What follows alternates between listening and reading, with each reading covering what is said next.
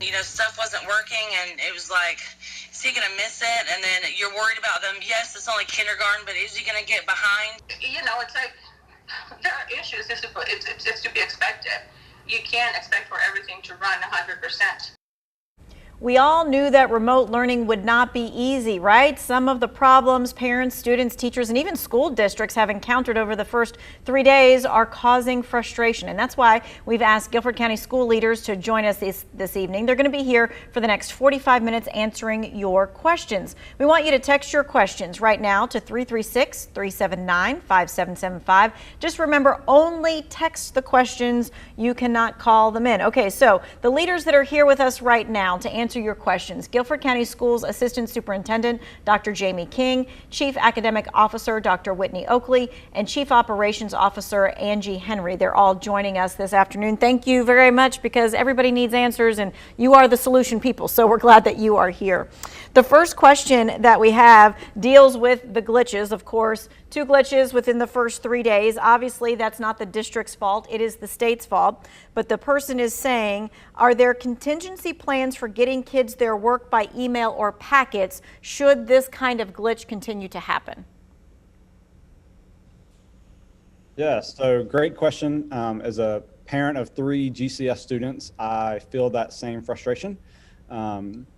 So there are contingency plans. The issue, there's always negatives with all of them, right? And so part of that concern is that when we just give work, there's no teaching that happens. So if we just give packets of work to students, the teaching isn't actually happening, it's not going through. And so we always want to make sure that that's the primary purpose of educating students and giving them the curriculum materials.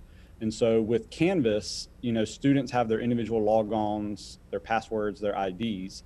And so there are alternatives to that, but it makes it less secure. And so right now we're trying to work with the state to figure out what the underlying solution is and problem, so that we make sure that this doesn't continue to happen. You know, twice in 3 days is frustrating. And we all feel that frustration from a teaching and learning standpoint as well. Absolutely. Okay.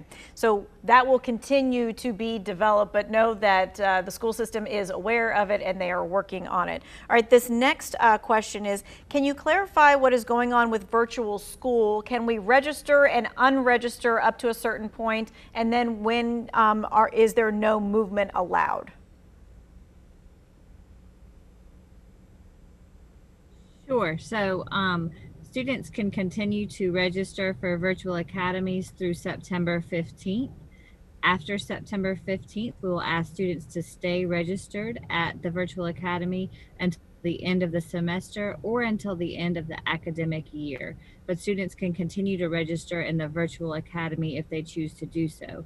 If they choose to stay at their home school, continue to participate in remote learning as long as schools are closed for face-to-face instruction, and they will receive remote learning from their home teachers at their home school based on their address. Okay, so there is still time to play, whether you want to go to virtual school or you don't want to go to virtual school, but once September 15th happens, that's it. You have to stay for the rest of the semester. Okay, I just wanted to clarify. Everybody's shaking their heads as if, yes, that's what is going on. Okay. All right, let's look at some of the other questions here. What kind of safety measures are in place to help protect students from Zoom hacking or any type of hacking into their devices or programs?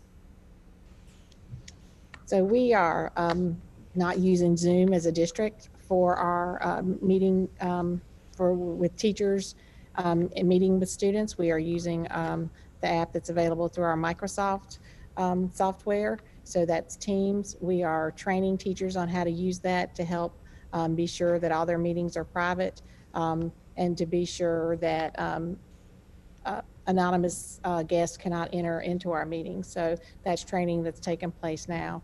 And again, we're not using Zoom for the very reason that we are concerned about the Zoom bombing that's taken place in other districts across the country. Yep, we've already had that happen once, and I'm sure it's happening today. We just haven't heard about it as of yet. All right, we are going to continue taking your text questions. The number right there down at the bottom of the screen, 336-379-5775. We'll be back in just a few moments.